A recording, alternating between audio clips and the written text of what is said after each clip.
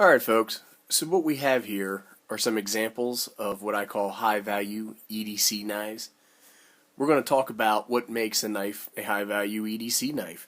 But before we do that, I'm going to tell everybody, ask everybody, go get yourself a nice cold beverage, come on back, and then watch the show.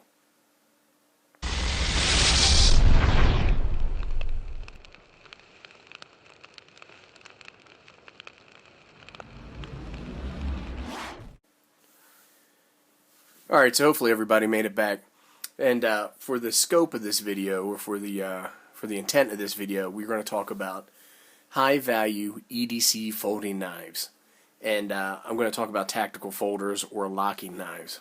So traditionals or the SAC Victorinox knives, out of the picture. So when we talk about what is a high value knife, it's a knife where you spend money, not a lot of money, but you get a lot of knife for what you pay for. And then when you talk about what is a lot of knife, well, it's a good design, so it's not something that's goofy, and it's made of reasonably good quality materials, and it has options on it. So let's take a look at some of these knives, and I'll talk about why I would consider this particular knife a high value knife. And in no particular order, I'm going to start with this Kershaw. Now this is on the lower end of what I would call high value. These are about 25 to 30 bucks. They're not bad knives, and the quality of the materials is pretty good. You have a G10 scale. This knife has a stainless steel liner on the side, and I'm not the biggest fan of that. And I believe these are 8CR13 MOV blades. The reason I don't like stainless steel is I find that they don't make the best locks. So with these knives, I don't know if it's going to come through or not. You can get a little bit of lock rock, a little bit of lock play. But what's nice about this knife is that it has left hand or right hand carry, so you can switch it to either side. And it has some options on it where you have a thumb deployment, or you have a wave feature. And this is an Emerson Kershaw, designed by Ernest Emerson, built by Kershaw. So this is a knife, doesn't cost a lot of money, reasonably good, or I would say entry level steel. Now a lot of people bang on 8CR13 MOV or All-State steels, and they'll say, "Oh, that steel sucks. It's no good." Well, it is entry-level steel. It's not the best steel. But this steel is better than most of the steel that conquered the world. When the Romans were marching around, and then, when the British and then the French had their empires, they had worse steel than this. So is it really that bad? I don't know. That's a question that you'll have to ask for yourself. But so this is an example of that. And stepping up into something that might be in the same class, this is a Spyderco made bird knife, BYRD, and it's made by folks who make Spyderco knives. And again, it's a lower end steel. It's more of an entry level steel. FRN handles, which is a little bit cheaper, but very durable. It has a great traction plan. And what I like about this knife, you can get this knife for about $20. It has a great traction plan, jimping. The pocket clip can be tip up, tip down, right or left hand carry, and it can be the lock is a ambidextrous lock. So this knife really will work for everybody, and because of that, it gives you a lot of options, and it's a good value-based EDC knife. Let's go ahead and put that over there. Another one. This is a Cold Steel Code 4, or I'm sorry, Cold Steel Code 4, and it's made with All-State steel, which is again an entry-level steel. It's not the best steel. Doesn't have the best traction plan in the world, but this is very, very comfortable in hand. It has aluminum handles, only tip up carry, but it's right or left, so that gives me options, right? And then I can work the lock ambidextrous. It's a thumb deployment, and I can switch this screw around to the longer side. Works for whichever handedness I am. So again, this is a decent knife, and again, I want to talk more about characteristics of knives, not knives in particular. So when you start to say, maybe I'll spend a little bit more money on a knife, and I still want to get a lot of value. I don't want to buy a name brand. I don't want to buy a hype knife. I don't want to buy something that it just gets people worked up because it's popular. This is a knife that I recommend to everybody who wants to get an EDC knife or get their first knife. And this is Spyderco Delica. And for many of the reasons that I like the other knives, this is made with... These are user knives, so they're a little dirty. This knife is made with VG10 steel, which is a step up in steel. It's not a super steel by any means, but It's relatively easy to sharpen like the other steels, and it has moderate edge retention, so the edge will last you a little bit longer than the other knives, so you're sharpening it less. Great traction plan on this knife, very comfortable in the hand. It has jimping.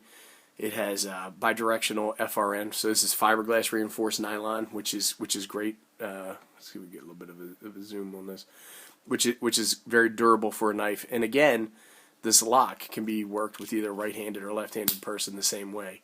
And it has 4-point carry, tip up, tip down, right or left-hand carry. So these knives are a little bit more money because you're paying for the steel in this case, and it's probably about a $60 knife, but it's probably the best, in my opinion, $60 knife that you can buy. It's small, it's lightweight, it's durable, it's strong, has a good quality steel, and gives you multiple carry options. Very, very good knife. This is a little bit cheaper, and this is another knife that gets recommended a lot and is often somebody's first step into like a tactical EDC folder. This is made with G10 scales. This is Spyderco Tenacious, and it's a big old mean looking knife. Has a good traction plan, has some jimping here. It could use some more jimping along the spine. This is a liner lock that I can easily actuate as a lefty. So it's not for everybody, right? So some left-hand people might have a problem with that. The knife deploys well and it's lightweight. Some of the drawbacks are this knife is a right-handed knife, but it does have 4-point carry and it has a good pocket clip. It doesn't have a goofball pocket clip. You can go tip down, tip up, or tip down, right or left-hand carry. And for about $35–40 is what you pay for this knife. It's a really good value. This knife has seen tons and tons of use, and it still looks relatively new. Very happy with this knife. But again, you know, it's made with decent steel, decent handle materials, decent pocket clip, 4-point carry. That's why I would put that in the category of a high-value knife. Taking a look at a couple more knives that we have on the table. This is a Kershaw Cryo. Now they have the Cryo 1, the Cryo 2, probably the Sub Cryo. I don't know all the names of them. I'm not the biggest Kershaw fan, so I don't know a lot about these knives. But this is assisted opening, so when you hit that flipper switch, there it goes. This is a heavy knife because both of the handle scales are made out of steel, so it's kind of heavy. And this, I'll put it in the same category as the other Kershaw knife that I was talking about earlier. I don't really like this lock bar interface being stainless steel like it is, but you know, that's just me. Now, with this Kershaw knife, this is a Rick Hinderer designed blade. So Kershaw does do a pretty good job of taking designs from high-end knife makers and then making them affordable for everyday folks. This knife has tip up, tip down carry, has a lanyard hole, and it's small and it's easy to carry, but it is a little bit heavy, and it's by like I mentioned, a very sought after designer. So that makes this knife kind of a high-value knife. I believe these are about $30. The steel is a little bit lower grade steel. I think it's an 8CR13 or, 8CR13 MOV. So you're not going to get the same kind of performance that you would out of a VG10. But again, it has elements and attributes for what you would look for in a high-value knife. Now the last knife that I wanted to talk about is this Spyderco Paramilitary 2. Now these things run for about $100 to $125. So I think that is on the higher end of what you would consider a value knife. The reason I put this one in here is that these are excellent knives. The design is perfect. It is very comfortable in the hand. The G10 is got a great traction plan. It's forward choil.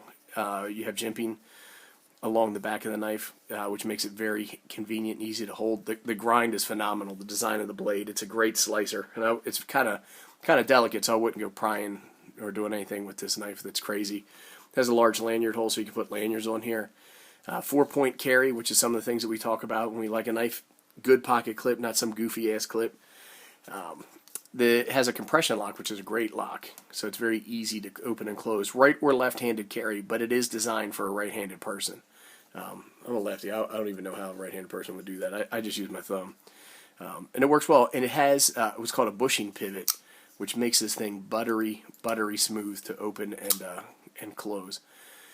So you pay a little bit more for this knife, but I think you're getting a little bit more for this knife. And then this has what I would consider your first entry into, you know, really good quality steels, and it's these typically come with what is it called? It's called S35VN or S30VN. Mine is S35VN because this is a blade I added the camo scales to. This is not a stock configuration, but great knife. very good value for the money, even though it's a little bit more expensive. I think the rest of these knives are what you would consider high value knives. They don't cost a lot of money, but you get a lot of capability with these knives. Obviously, I'm a little bit of a Spyderco guy, and I really think that this is a well done, well designed knife, and it gives you a little bit of a better steel. But again, focusing on the attributes, you want to look for quality materials, decent steel, decent handle material, decent lockup, right or left hand capabilities, and 4-point carry. Good traction plans, comfortable in your hand, and not some kind of goofy fad design. So that's really it, folks. Just wanted to do a quick video. Thank you.